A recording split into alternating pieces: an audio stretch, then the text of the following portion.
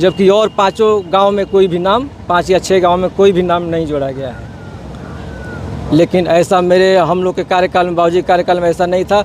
मुझे अगर जनता का सपोर्ट मिलता है, जीत मिलती है, तो मैं पूरा प्रयास करूँगा कि हर गाँव से अच्छा सदस्य, ज़्यादा से ज़्यादा सदस्य बने। नामांकन करके निकले हैं इस बार फिलंगी पंचायत के पैक्स अध्यक्ष का, कौन कौन से मुद्दे हैं जिसको लेकर के नामांकन करने पहुंचे थे और जनता के बीच लेकर के जाइएगा? आप सभी को धन्यवाद।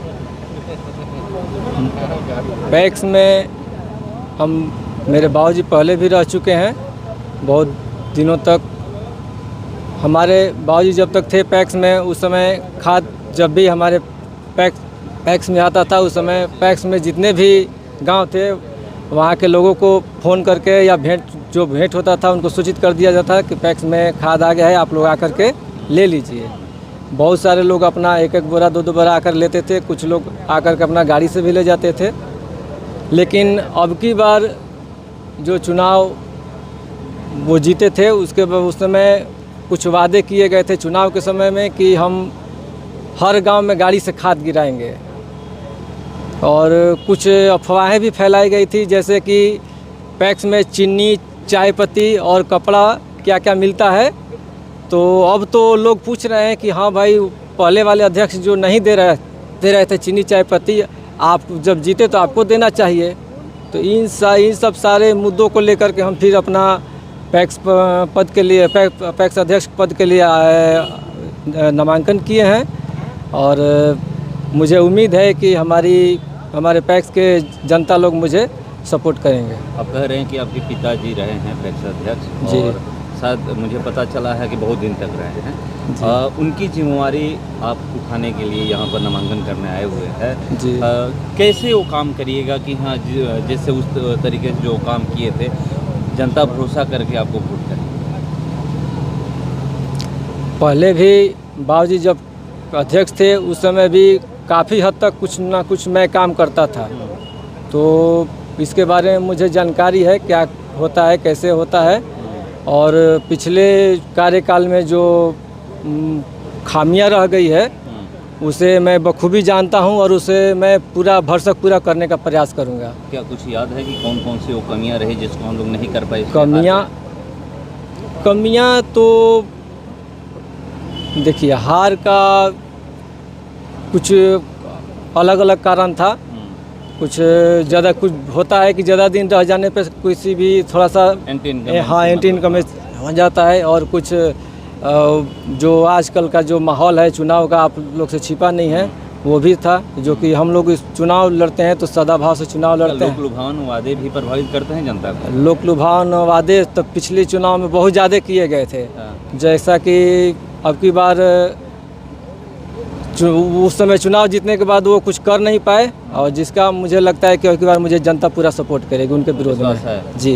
अच्छा, एक किसान की ये समस्या लगी रहती है कि हमारे पास खेत है, बावजूद जो है मेरा नाम नहीं जोड़ा गया मतदाता सूची में। जी। जीत के आते हैं उन लोगों का नाम जोड़ने का काम कीजिएगा? जी, मैं आपको बता दूं कि पिछले कार्यकाल में, इनसे पहले पिछले कार्यकाल में जितना हम नाम जोड़े हैं, हर चुनाव के समय लगभग 400-500 नाम हम जोड़ते थे।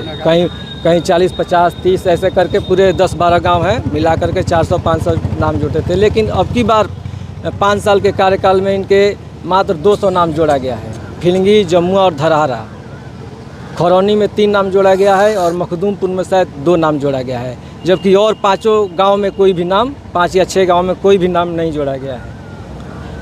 लेकिन ऐसा हम लोग के कार्यकाल में, बाबूजी के कार्यकाल में ऐसा नहीं था। मुझे अगर जनता का सपोर्ट मिलता है, जीत मिलती है, तो मैं पूरा प्रयास करूंगा कि हर गांव से अच्छा सदस्य, ज़्यादा से ज़्यादा सदस्य बनाया जाए। लोग कहते हैं कि नाम जोड़ने में पारदर्शिता नहीं होती है, वो लोग अपने चाहने वाले का ही नाम जोड़ते हैं, सबका नाम नहीं जोड़ते। ऐसा कुछ नहीं है, कहने वाले तो बहुत कुछ कहते हैं।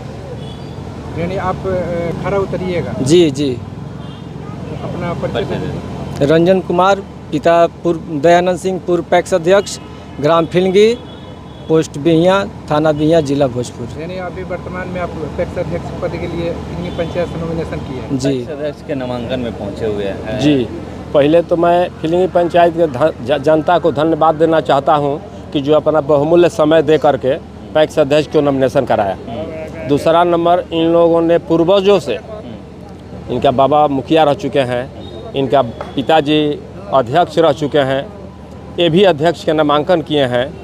जो मान सम्मान देते हैं जनता को, फिलिंगी पंचायत नहीं पूरे बिहिया ब्लॉक के लोगों को जो मान सम्मान देते हैं, उसके लिए मैं बहुत आभार हूँ। और इन लोगों को इतना भगवान सुबुद्धि दिए हैं कि जो भी व्यक्ति द्वार पर जाते हैं, खाद की बात रही अलग, राशन की बात रही अलग, जो भी चीज़ रहता है, कोई गरीब आता है, ये लोग देने के लिए प्रयास करते हैं। और ये लोग बहुत सभ्य आदमी है, इसलिए इनको जनता मदद करने के लिए हर तरह से तैयार रहेगी, कोई कसर छोड़ने के लिए तैयार नहीं रहेगी। परिचय दीजिए। मेरा नाम संतोष कुमार ओझा है, मेरा घर दुबौली है। मैं यहाँ आपदा से भी ब्लॉक में कार्यरत